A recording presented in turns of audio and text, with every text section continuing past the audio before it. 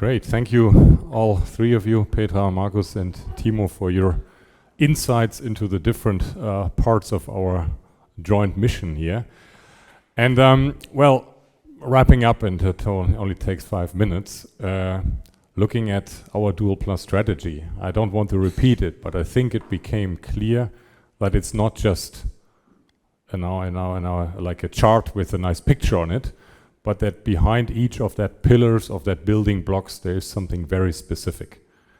So on the classic business, the growth potential comes mainly from consolidation. We've shown with Daimler that we can do it and that we are doing it. If there's an opportunity out there, there's more to come. And it comes from performance. And we've shown, particularly in 22 into 23, that on the pricing side, again, when there's an opportunity, we're going to tackle it, and we're going to tackle it with more consequence than others. I think that's what we clearly shown, and that's why we doubled the margin. And that now, particularly with Petra taking over, or not creating this COO area, which wasn't dedicated there, existing before, showing that there's a clear plan in improving bottom line performance, particularly in the plants. Automation, for example, but also making sure that we keep resilient, because that sort of pressure on an ICE producer, everyone has that. So that we cannot negate. And by the way, that's also a reason why valuations are fairly low for our business. But those win who manage this best. And I'm convinced that we've already started to do the right things. And that's why we're going to get out of that stronger than others. And that'll tremendously support here our classic performance path. When we look at service, if you look at that, it's always, it sounds so easy, right? I mean, there's a huge market, there's already a high profitability, there's even the third-party business available. So sometimes you look at it, it just needs to be done. But that's also what we show, we're just doing it. And for good reason, we do not disclose the service EBIT margins. They're just very high, and we're going to keep them that high, and that's why we do not like to disclose them. But here also, we have a very clear path, and the limitation is sometimes just, and I'll come back to that, the ability of an organization to get this all done, because we've got many more ideas than you can actually do, but that's a question of how to mobilize the organization and mobilize the people. Right, so whereas this is almost like, standard stuff, but it needs to be done, and I think we can proudly say we're doing it better than we've ever done it before. But when we then look at green, and that's really also very exciting, because here the path is not that clear.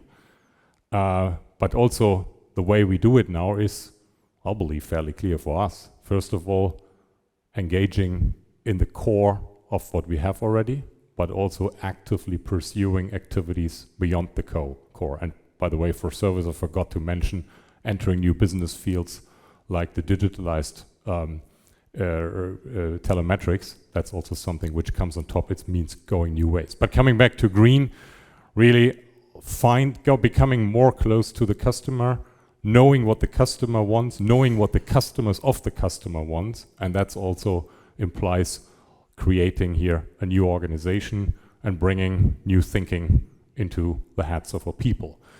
Because the transformation, and that's what we're doing. I mean, we're doing a transformation on several verticals, if you may say so. Well, first of all, obviously, on the financial performance, we're good on track here, but also on the technology. Markus talked a lot about hydrogen, BEV, and so on, but also on business models.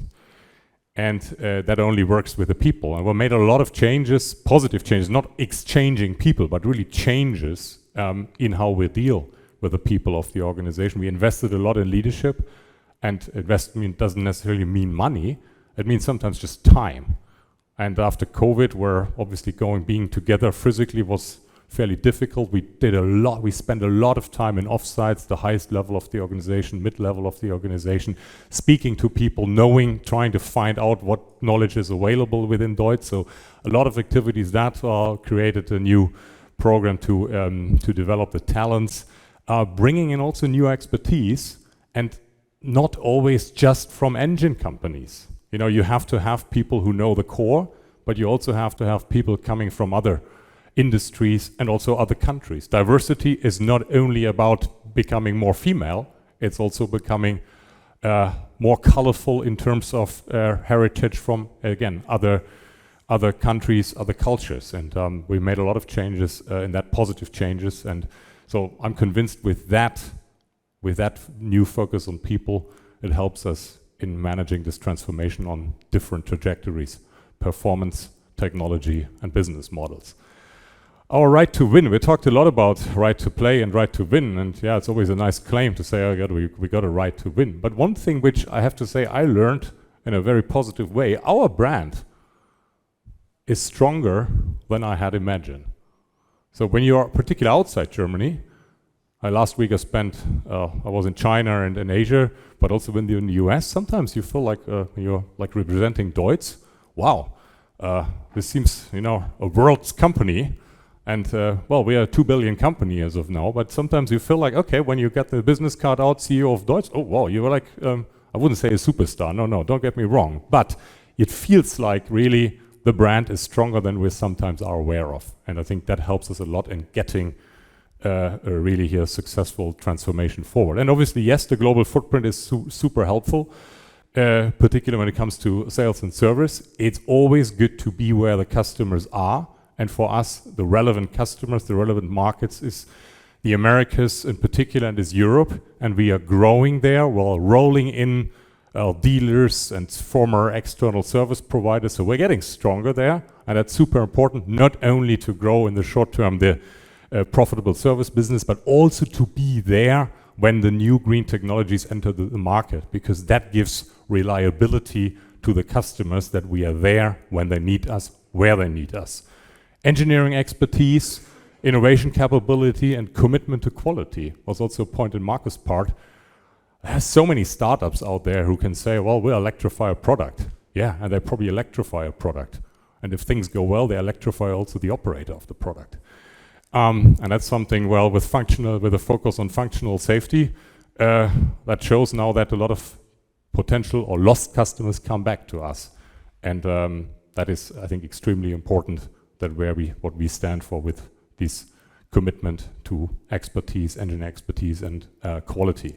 And last but not least, sales and operations excellence. And that's a field where we developed a lot over the last years, but there's still a lot of room for improvement. But sometimes, you know, we want to convince the capital market to invest. And obviously, you wouldn't be investing if you feel like, oh, this company is top notch and there's nothing to improve. So we want to convince you that we have the potential to be top notch. There's a lot to improve, and that's much easier when there's a lot to improve to reach the potential when you're already at a 98% performance level. And I can tell you that's not where we are right now, but that's where we're going to be in the next years, and hopefully we'll manage to convince you that we have not only a plan, but we have the right team to get there. Value proposition, yes, we want to establish ourselves as a top 3 independent engine maker by 2030, climate neutrality by 2050, with the products, with the ecosystems and so on. And as Timo explained, the cross-financing game, transformation never is for free. Never is for free, it always costs money. And it's easier to manage a transformation if you have the money, if you earn the money. We showed it very clearly that with a road to profitability in Classic and with the increased profitability, increased business and service, we're going to be there. We're going to grow, but always with a focus on profitability. And the whole aspect of the value play, I mean, I mentioned it earlier, mainly focused on dividend, but it's not just the dividend. I mean, hopefully we manage to convince you that we're going to grow the top line. That's one aspect. Bringing value up, we're going to grow the bottom line, and you're all financial experts, so you know that much better than me. If you grow a top line and you grow the relative margin, well, then the basis for valuation goes up. And with that all stuff into green, we'll also grow the multiple. And if that all comes together, you know, this is not a stagnating business. It's a growing business, growing profitability, and growing fantasy. And at the moment, I think today we had a EV/EBITDA multiple of 3.3, there is a lot of potential to grow. So please, hopefully, we'll manage to convince you on that, and we're looking forward for lots of new equity purchases over the next weeks. I will also personally investing in the company whenever we are allowed to, and I think that's the strongest signal we can give. Thanks for your attention.